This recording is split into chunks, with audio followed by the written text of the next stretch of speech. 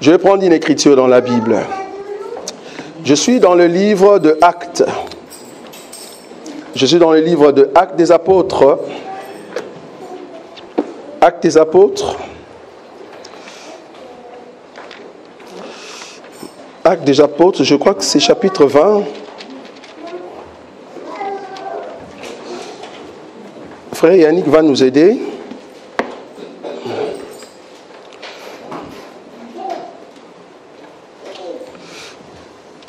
Bon, j'ai déjà pris ça. Donc, c'est le verset 18. Écoutez avec moi. Je peux lire. Merci, frère. Actes des Apôtres, chapitre 20, le verset 18. Lorsqu'ils furent arrivés vers lui, il leur dit: vous savez quelle manière, depuis le premier jour où je suis entré en Asie, je me suis sans cesse conduit avec vous, servant le Seigneur en toute humilité, avec larmes et au milieu des épreuves que me suscitaient les embûches de Juifs. Vous savez que je n'ai rien caché de ce qui vous était utile et que je n'ai pas craint de vous prêcher et de vous enseigner, de vous prêcher et de vous enseigner publiquement et dans les maisons, annonçant aux Juifs et aux Grecs la repentance envers Dieu et la foi en notre Seigneur. Il faut contrôler l'enfant. Le verset 20. Vous savez que je n'ai rien caché de ce qui nous était utile et que je n'ai pas craint de vous prêcher et de vous enseigner publiquement et dans les maisons, annonçant aux Juifs et aux Grecs la repentance envers Dieu et la foi en notre Seigneur Jésus. Et maintenant, voici, lié par l'Esprit, je vais à Jérusalem, ne sachant pas ce qui m'y arrivera. Seulement de ville en ville, l'Esprit Saint m'avertit que de liens et de tribulations m'attendent. Mais je ne fais pour moi-même aucun cas de ma vie, comme si elle m'était précieuse, pourvu que j'accomplisse ma course avec joie et le ministère que j'ai reçu au Seigneur Jésus, d'annoncer la bonne nouvelle de la grâce de Dieu. Et maintenant, voici, je sais que vous ne verrez plus mon visage. Ça, c'est Paul qui parlait. Je ne sais pas si vous voyez ça. Et maintenant, voici, je sais que vous ne verrez plus mon visage. Vous tous, au milieu de quel... Waouh, qu'est-ce qui ne va pas? Vous ne voulez pas que je lise cette écriture ou quoi? Je vais insister là-dedans. Et maintenant, amen. Voici, je sais que vous ne verrez plus mon visage, vous tous au milieu desquels j'ai passé en prêchant le royaume des dieux. C'est pourquoi je vous déclare aujourd'hui que je suis pur de sang de vous tous, car je vous ai annoncé tout le conseil des dieux, sans en rien cacher. Prenez donc garde à vous-même et à tout le troupeau sur lequel le Saint-Esprit vous a établi évêque pour paître l'Église des dieux, qui s'est acquise par son propre sang. Je sais qu'il m'introduira parmi vous. Je sais qu'il s'introduira parmi vous après mon départ de loups cruels qui n'épargneront pas le troupeau, et qui s'élèvera du milieu de vous des hommes qui enseigneront des choses pernicieuses pour entraîner des disciples après eux. Veillez donc, vous souvenant que durant 3 ans, je n'ai cessé nuit et jour d'exhorter avec larmes chacun de vous. Et maintenant, je vous recommande à Dieu et à la parole de sa grâce, à celui qui peut édifier et donner l'héritage avec tous les sanctifiés. Je n'ai désiré ni à l'argent, ni l'or, ni le vêtement des personnes. Vous savez vous-même que ces mains ont pourvu à mes besoins et à ceux de personnes qui étaient avec moi. Je vous ai montré de toute manière que c'est en travaillant ainsi qu'il faut soutenir le faible. Et c'est rappeler les choses du Seigneur qui a dit lui-même, il y a plus de bonheur à donner qu'à recevoir. Amen. Amen. J'ai lu ce passage parce que je veux faire un service très important. Paul, ici, il est à Éphèse. Il a prêché pendant 3 ans. Il a démontré la puissance.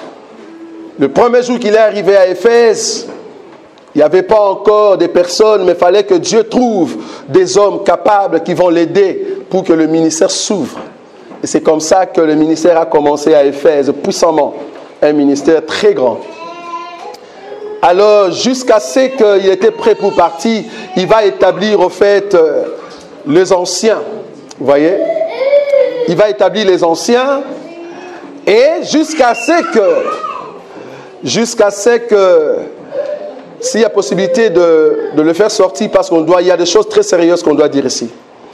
Jusqu'à ce que cette église est arrivée à la maturité, il fallait que Paul puisse maintenant envoyer un homme du nom de Timothée, afin que Timothée reste comme le pasteur responsable de l'église d'Éphèse. Et c'est alors que Paul pouvait partir. Personnellement, ça fait plus de combien de temps que je suis ici en France, que j'ai commencé le premier jour? Ça fait 5 ans. Le travail que vous voyez ici, c'est un travail de 5 ans. Un travail qui a commencé avec beaucoup de peine, beaucoup de souffrance. Et on ne savait pas qu'on allait arriver aujourd'hui. Et je sais que même après, le Seigneur va permettre qu'il y ait encore un grand monde ici en France. Parce que tout un chacun de nous a reçu une part, enfin, de l'annoncer partout. Amen. Mais comme notre évangile l'exige, à un moment, là où tu as commencé une œuvre, si tu vois qu'il y a des hommes capables qui peuvent continuer l'œuvre, il faut le soutenir afin de le reconnaître comme des ministres. Et c'est comme ça qu'ils peuvent continuer l'œuvre. C'est ce qu'on a fait en France, à Bruxelles. Mais il faut qu'il y ait aussi ce qu'on appelle établissement. C'est-à-dire élever une personne qui sera responsable des âmes. Depuis lors, j'étais comme le ministre de cette assemblée. Même si j'étais en Belgique, mais le seul ministre, c'était moi. Et Dieu a permis qu'au mois de juin, nous avons eu d'autres ministres, en tout cas les 4. Hein, c'est les 4 de 3 hein? Les 4 m'arrivent alors. Le 3, ils ont reçu la grâce de Dieu. Et voilà, aujourd'hui, nous avons 3 ministres au milieu de nous. Et il y a 2 qui sont au niveau de la Belgique. Et il y a un qui est ici en France. Alors en ce jour, je voulais quand même vous présenter officiellement devant l'Assemblée de Paris l'homme que Dieu a choisi comme ministre ici en France à partir de cette œuvre. Avec votre simplicité, je voulais quand même vous présenter cet homme de Dieu, un homme de Dieu que j'ai connu depuis longtemps. J'aimerais quand même donner un petit témoignage. La personne qui m'a appelé ici en France, ce n'est pas le frère Gauthier. Quand je suis venu ici en France, c'était un frère qui s'appelait Kevin. Le frère Kevin, il n'y a personne qui le connaît ici, si ce n'est que le frère Papi, Bayama et le frère Gauthier. En ces temps-là, j'étais encore un homme qui prêchait encore dans des réseaux. Et le premier personne qui ont reçu l'évangile, qui m'écoutait en tout cas dans des réseaux sociaux, c'était le frère Gauthier, le frère Papi et le frère Kevin. Alors le frère Kevin, zélé qu'il était, il m'a dit, tu dois venir prêcher ici en France. Et on a organisé, on a pris une salle. Et c'est comme ça que j'étais venu. Et parmi ceux qui me suivaient dans la salle, il y avait le frère Gauthier et le frère Papi. Et comme le combat existe toujours, le premier frère qui m'a invité ici en France, aujourd'hui il n'est plus avec nous parce qu'il y a eu de loups qui étaient entrés et il a compris que ce qu'il disait, soi-disant, était vrai. Et lui, aujourd'hui, il n'est plus dans cet évangile. Mais Dieu a permis que par lui, qu'il y ait un homme que j'ai rencontré, un homme qui a un grand cœur. Un homme qui sait supporter les choses. Un homme qui, à un moment, il m'a dit, j'arrête. Je ne saurais plus continuer. Moi, je dis, mais même si tu as arrêté, ce n'est pas mon boulot. Si tu arrêtes, va dire ça à Dieu. Mais réellement, je sais que tu dois continuer. Cette œuvre t'appartient. Moi, je suis là pour mettre juste un saut et passer. Il était vraiment à bout. Il ne voulait plus continuer. J'ai dit, tu dois continuer. Et on a vu des songes, des révélations. Là où le frère, c'est comme s'il abandonnait l'œuvre. Mais Dieu le disait, tu dois rentrer. Et voilà, aujourd'hui, il a compris que voilà, c'est l'œuvre à laquelle Dieu l'a appelé. J'aimerais vous présenter l'homme de Dieu, le ministre Gauthier Kumbu, que nous acclamons le Seigneur. Il va se mettre debout.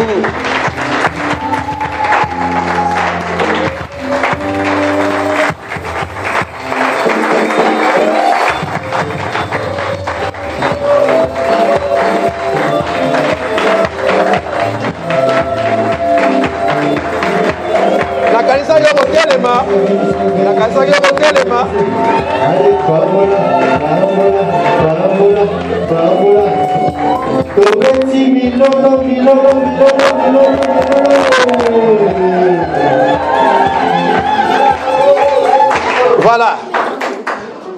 Et quand on a commencé dans la maison, le frère était marié. Mais la sœur ne voulait pas de cet évangile. Amen. Nous étions combattus à fond. Je me rappelle à un moment où on arrivait, la sœur prépare la nourriture, elle laisse sur la table, elle est partie. Elle ne veut pas rester avec nous. Je disais, Seigneur, de la même manière que tu as rencontré ma femme, rencontre cette femme. Amen. Moi aussi, ma femme a combattu pour cet évangile terriblement. Mais aujourd'hui, c'est la combattante pour cet évangile. Amen. Je dis, Seigneur, rencontre cette femme, si réellement l'évangile est vrai. Petit à petit, avec des temps, avec des moments difficiles, comme Dieu accompagne toujours sa parole avec des hommes qu'il a choisis, Dieu a touché le cœur de sa femme et aujourd'hui c'est une femme terrible dans cet évangile et qui soutient cet évangile et qui soutient son mari. Vous savez, la meilleure des choses que Dieu peut vous donner, c'est une femme qui vous comprend et qui sait vous soutenir dans la vision. J'aimerais ici faire passer Maman Elliot. Nous acclamons le Seigneur.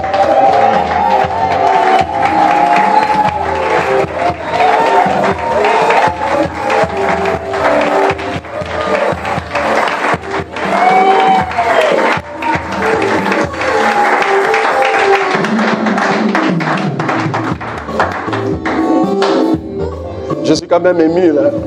Amen. Ce n'était pas facile au départ.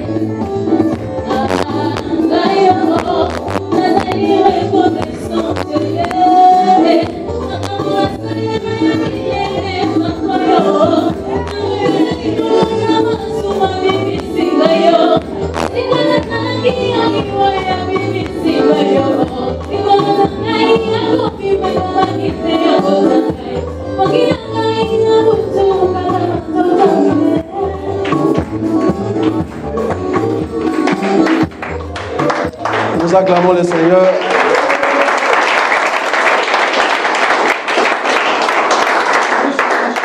Si je vous présente ces couples, c'est parce que à partir d'aujourd'hui, c'est vraiment des personnes que vous, Église, vous devez soutenir dans la prière Parce que le combat que vous aurez, ça passera par eux. Et la bénédiction passera aussi par eux. L'écriture qui dit qu'il faut frapper le berger pour que le brebis se disperse, c'est une écriture qui est dans la révélation, mais aussi dans la doctrine. Si on veut vous atteindre, on va passer par l'homme de Dieu. Si l'homme de Dieu est fort, on passe par la femme. Si la femme est forte, on passe par les enfants. On a essayé de nous attaquer, c'était à Bruxelles. Ils sont passés par moi, ça n'était pas possible. Ils sont passés par ma femme, ça n'était pas possible. Ils ont touché mon enfant, le premier-né de notre famille, mon fils premier-né, se réveille le matin boiteux. Mais il était né normal. Boiteux du coup, il commence à boiter. Vous voyez des combats? Si vous n'êtes pas fort dans cet évangile, si vous ne comprenez pas encore comment Dieu agit, tu vas abandonner. Ils ont besoin de votre soutien. Soutien spirituel, matériel. J'ai bien dit spirituel et matériel. Ils ont besoin de cela. S'ils sont devant vous, c'est parce que, à partir d'aujourd'hui, moi qui étais le seul ministre pour vous, vous ne verrez plus mon visage. Si je viendrai, c'est vraiment par invitation décidée par l'homme de Dieu, le ministre Gauthier.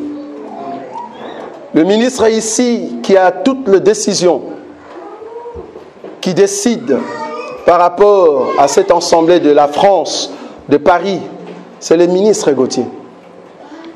Avant, tout ce qu'il prenait comme décision, ça devait passer par moi. Même si Paty pouvait prendre aussi une décision, il venait toujours auprès de moi.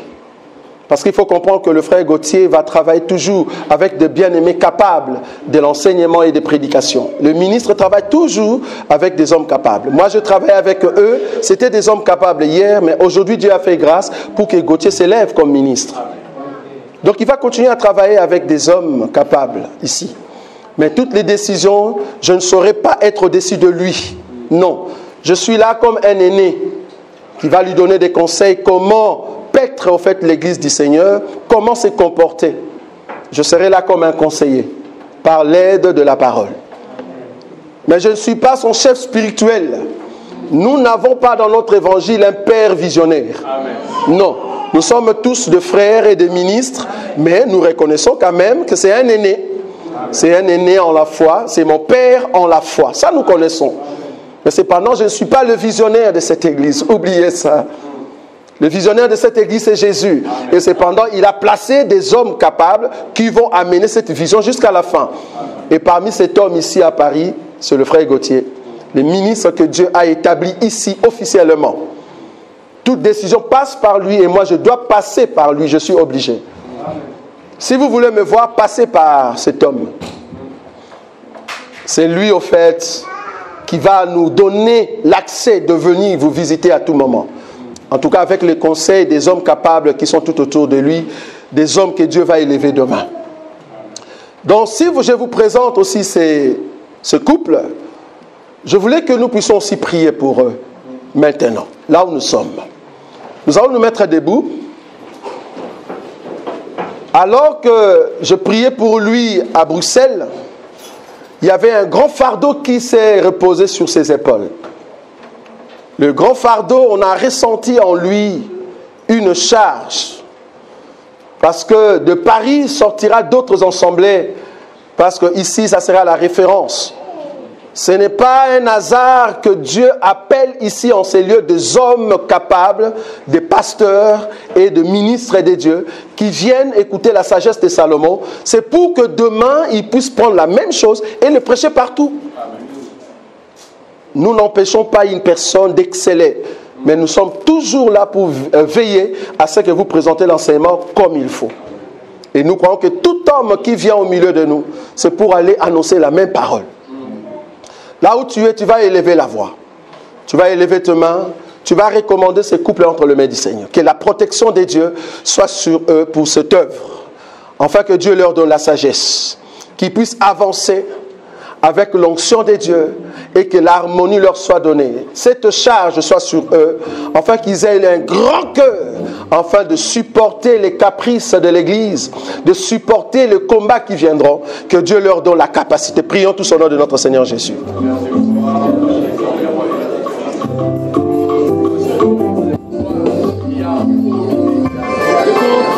Seigneur, Père de gloire, nous présentons. Tendre Père, Dieu grand, en signe de cette imposition de main, je le recommande entre tes mains. Permets, Seigneur, que tu puisses les accompagner. Je sais qu'au départ, ce n'était pas facile, mais aujourd'hui, cela est devenu réel. Car tu voulais les amener loin, Seigneur. Accompagne-les encore une fois de plus, Dieu. Oh, Roi de gloire, pour tout ce que tu réalises, afin que tu sois celui qui accompagne leur marche. Que leur ministère, Seigneur, excelle en puissance, car tu es le Dieu grand. Permets que l'onction soit leur partage. Que le cœur grand que tu as soit pour eux. Au nom de Jésus. Que rien ne puisse se lever devant eux. C'est tous les plans de l'ennemi qui se lèvera, toute montagne qui se lèvera contre eux. Que cela tombe devant eux au nom de Jésus. Que la grâce, Seigneur, repose sur eux. Que l'onction, Seigneur, repose sur eux. Attire un peuple, Seigneur, qui vont écouter cet homme de Dieu. Oh, Roi de gloire, que des sages viennent écouter les conseils de Salomon. Par le biais de ces ministères, au nom de Jésus, le Dieu de gloire. Merci, Seigneur. Merci.